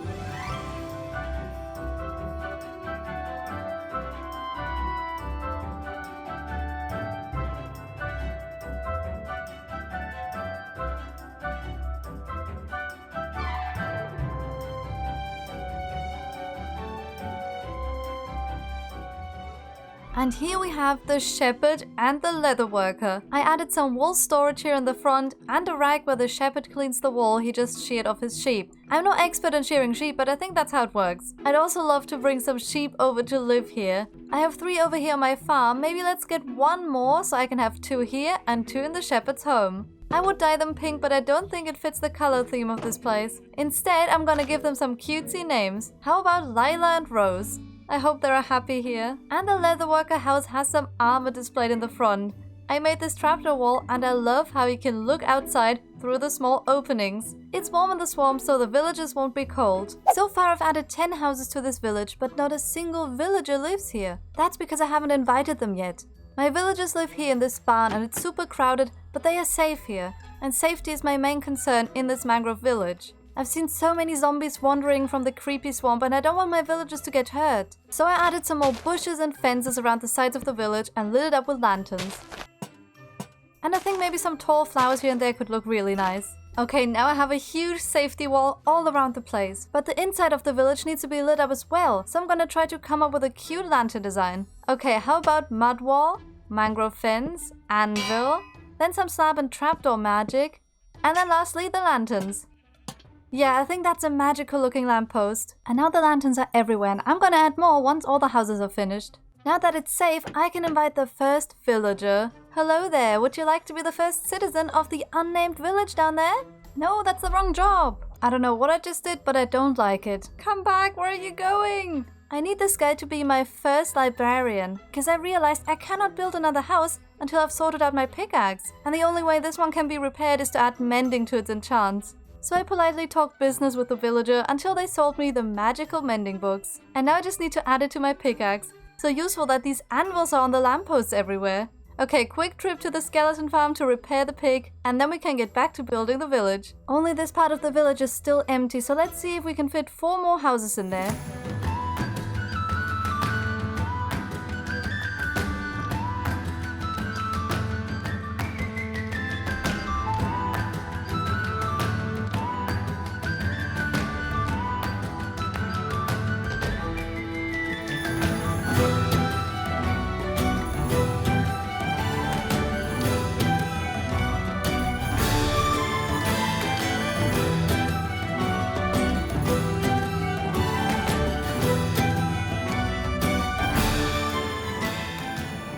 The most unique house is the fisherman's cabin. It stands on stilts in the water and it has a dock for relaxing early morning fishing. And I can't wait to go on lovely walks to this pond and watch the tropical fish swim by. I also added wreaths around the pond using brown candles on tall grass. And of course I also made a toolsmith house, mason and weaponsmith. They all have improved workstations in front of their houses. I can't wait to trade with all of these 3 villager professions for better tools and building blocks. Watching this once empty place grow into a beautiful village is such a magical thing to see. And it is even more satisfying to check off all the tasks on the board. Oh, but there's one left. One last final task before the villagers can finally move into their new homes. The finishing touches in form of decorations and plants. I need to return what I once took from this place. Mangrove trees. But these saplings I am planting aren't ordinary saplings. They will grow into the most beautiful mangrove trees the villagers have ever seen. By this time tomorrow, they will have grown to their full size. I've used a special fertilizer because I know my gardening well. I am so excited to see the new trees. They must have grown by now. What is this? The mangrove swamp? It grew back? It covered everything. Was it too much fertilizer? All this work for nothing. This is a nightmare. I just had the worst nightmare. Good that it was just a dream. I can still see the village from my window. And all the trees have grown. Look at that. We have cute little mangrove trees here and there. Now the origins of this place won't ever be forgotten, with all those mangrove trees around. It is time to introduce the villagers to their new home. So I went to the old village and handed out some invitations I had written by hand. I hope some of them will show up. I waited and almost lost hope that no one would care and they'd rather live in a barn or a dangerous village next to lava and caves. The Wandering Trader! Hi, welcome to the village! No one has moved in yet except the librarian, but maybe you could convince them? I wanted to add some market stalls anyway, so I can make one for you too, no problem. He's so nice! I just quickly need to grab some wood, probably spruce, and then some wool in the Wandering Trader colors, so let's get red and yellow. I think this is the spot where the Wandering Trader wants me to build his market stall.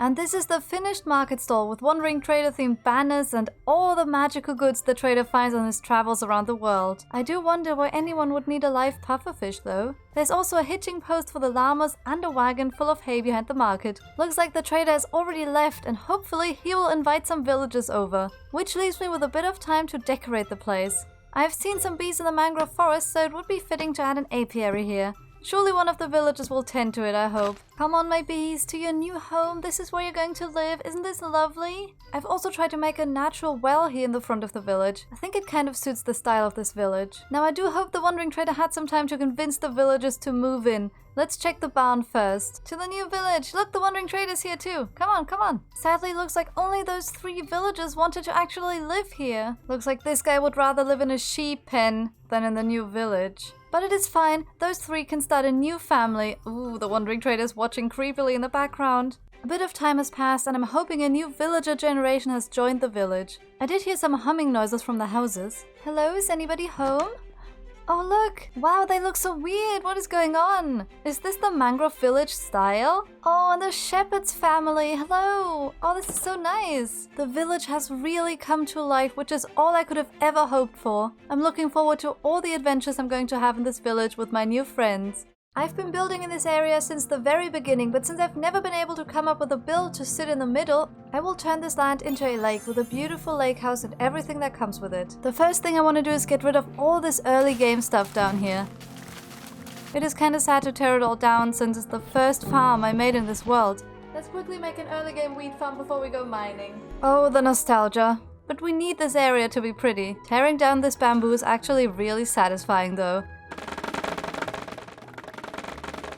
And I can use it as furnace fuel later on. And this chest has to go too. Oh, I didn't know I still had all of this stuff. I don't know where to put all of this stuff. Let's just dump it out front of my house. This doesn't look too bad, does it? Let's ignore it. And please ignore this too. You saw nothing. Oh, and my reminder to make lake has to go too. It's looking much better now, so I can plan out the lake. So basically I decided where the lake would start and shape the landscape to make it more curved. It will wrap around the hill into the jungle biome. This sadly means I also have to cover up my first mine entrance, but I might have an idea for it later. I will also need to create some sort of dirt border around the lake before I place the water. So let's take a quick trip to the Mega Tiger to stock up on some coarse dirt.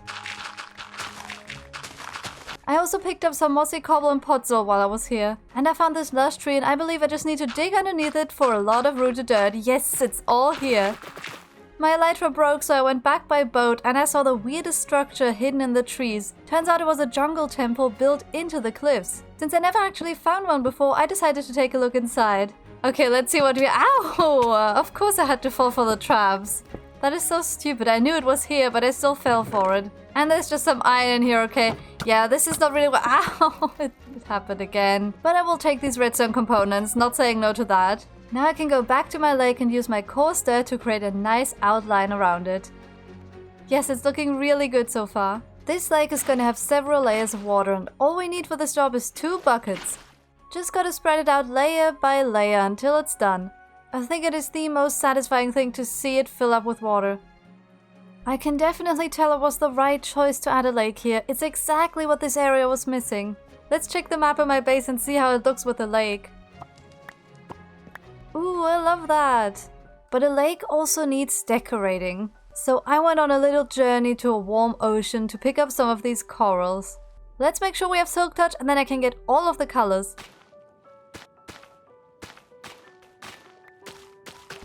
Gotta make sure not to drown though. That was close. I've also brought these buckets so I can catch some cute tropical fish to bring home with me. Come here, fishy, fishy, fishy, gotcha. I'd also like to get some turtles to live in my lake. There are some living on this beach. Maybe they're gonna follow me if I have seagrass? Yes, they will. But I think it's easier if I just put them on a lead. Wait, it doesn't work. Okay, leads don't work on turtles? I didn't know that. That's dumb. Maybe I just need to trick them and get them in a boat. And now I have a turtle in a boat. I guess I just gotta bring them one by one. I also grabbed some of the turtle eggs. Maybe they're gonna be useful for decoration later on. I think the only way to move the turtle to the lake is to put it in this minecart and let it go. But in the end we're getting a fun roller coaster ride, so that's kinda cool. And the last final stretch, the turtle is almost in the lake. Come on turtle, you can do it! Yes, she made it! New home, the lake! Be free, my friend. And now that both turtles are here, let's name them Sammy and Shelly. Let me know if you get the reference. Now I just need to add everything else to the lake. Corals, kelp, and seagrass. I even picked up some sea pickles for some magical underwater light. Swimming through this lake is the most magical thing ever. Such a cozy underwater world. Now remember my first mine entrance I had to cover up? Well, now it's still here in the lake, but instead of covering it, I turned it into a secret underwater entrance. I think going mining could actually be fun now. Of course, the area around the lake is going to need some work too. I'm going to replace some of that coarse dirt with podzol and the rooted dirt I picked up earlier for some nice variation. Then maybe some custom rocks by the shore and most importantly, bushes and ferns. Maybe even some of those mangrove roots could look nice, but I'm not sure yet. When I built this cute pond in the village, I made reeds with candles and grass, so I'm gonna carry that little build trick over to my lake. I made these changes all around the lake, and now it's looking nice around and under the water. And one of my favorite things is the little bird nests I added here in the bushes. I put the turtle egg in an item frame, put a dead coral around it, and now it looks like a nest that a duck made. Look, there's another one here. I love this so much. Now all we need is ducks in the game. Then I also made this narrow path leading past the wheat field all around the lake back to the jungle. And over there in the jungle is where I'm going to build my magical lake house. I want to have a beautiful house at the edge of the lake, and it will be really useful to me because I want to turn it into a storage room for myself, which is a bit bigger than the one I currently have in my starter house. Because this one here is just a few barrels on the wall, which I haven't sorted at all, and all the shulkers lying around and even outside of the base is just a huge mess. So the lake house will save me from all this mess, I hope. But I'm glad I still have so much stuff here because I'm going to need it to build the house. There's one special block that I don't have though, which is mushroom stems. I think I need a silk touch axe, which I have, and then I need to place a mushroom on podzol, add a bit of bone meal, and then I will get those stems. Yes! I guess I can take the other mushroom blocks too.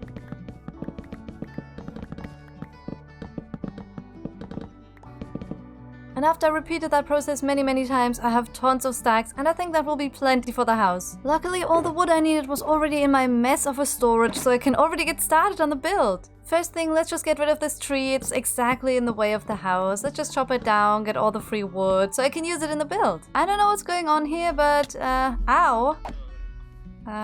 It wasn't me. They were possessed by zombies. So I marked out the corners of the house. Basically, it's going to start here on the shore and then stretch out into the water itself, which is going to look really cool. So basically, it's all going to be down here.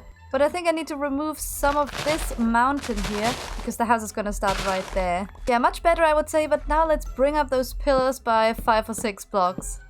And then I'm going to strip them all. Then I'm gonna place some packed mud and mud bricks in between the pillars for a nice muddy foundation. Then for the walls, finally, the mushroom stems I grinded out so hard. I just gotta make sure that I don't break and replace one because then it gets this ugly brown side. Okay, so the first wall's up. It's looking okay so far, but I need to put in a floor and maybe something in the front before I can even decorate the windows. Otherwise, I'm just gonna drown.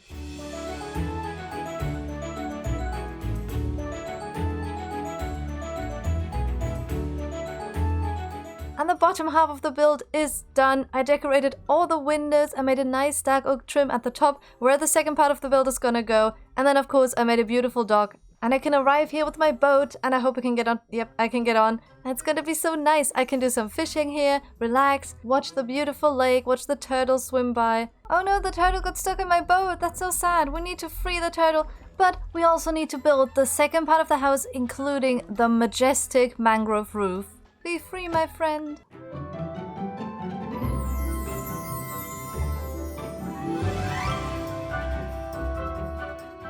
I built the second floor 1 block outwards with a lot of decorated windows and then a beautiful fantasy roof, which is made of mangrove wood mixed with red terracotta and a tall stone chimney. This is looking so magical, especially with the curved detailing at the top. It looks like a magical fairy mansion. And it fits in so well with the lake. Look at the reflection. It's so good. One thing I did forget to add though is the windows. And I think magenta stained glass paints would look really nice.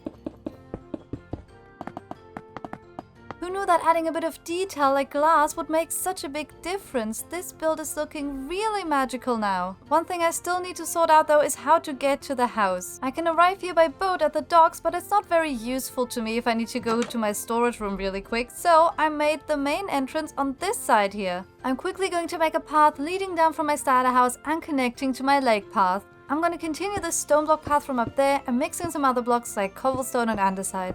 Then a bit of decoration like some fences and plants. Of course the lanterns, because we don't want mobs to spawn. Yes, I think this will work. I'll go down here and follow the path to my new lake house. And I got a bit carried away and turned this entire hill into a beautiful flower field full of white flowers and ferns and grass. I never knew what to put on this hill because I didn't want any trees covering my starter house.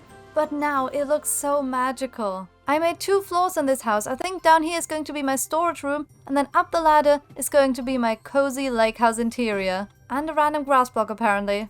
Be gone. Let's do the storage first. I'd like to do this one differently than usual. I'm gonna place the chests like this, 2 blocks apart so I can walk between them.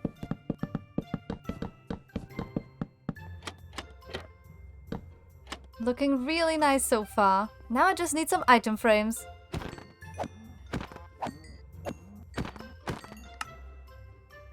I learned this trick from Blockdown and it's a really nice way to label the chests. I can see the items from both sides. Now I have the chest for basic storage like wood and stone, but I also want an area for flowers.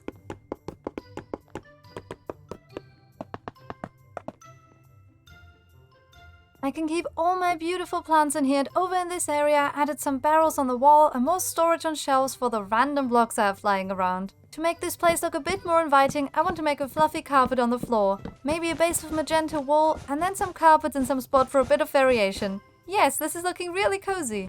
Now for the second floor, the cozy interior. I kind of want to keep this open, but I still want to decorate it a bit. Yes, that's an improvement. It's looking so beautiful and lush now. Let's make a big comfy couch here using smooth quartz.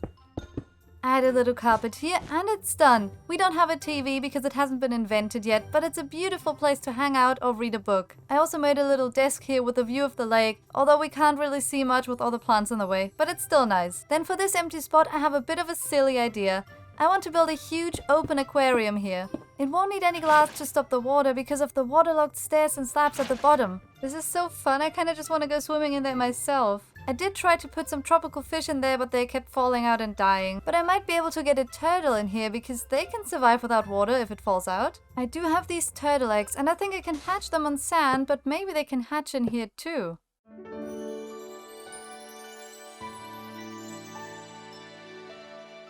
And here we have two beautiful turtles. They've already grown up and they love their new home. Isn't this the cutest thing ever? With the interior done, I want to add some more decorations to the lake. I thought a boathouse would look nice over in this area. It's a simple spruce or mangrove hut which is going to store all of my boats that I will need for my many journeys and adventures. Or maybe just for some chill fishing on the lake. I can't wait to go here and select a boat for another of my reckless adventures. All my elytras broke, so boats are my best friend for now. And now I'm going to relax and catch some fish. And I hope you enjoyed the video. I'll see you next time. Bye!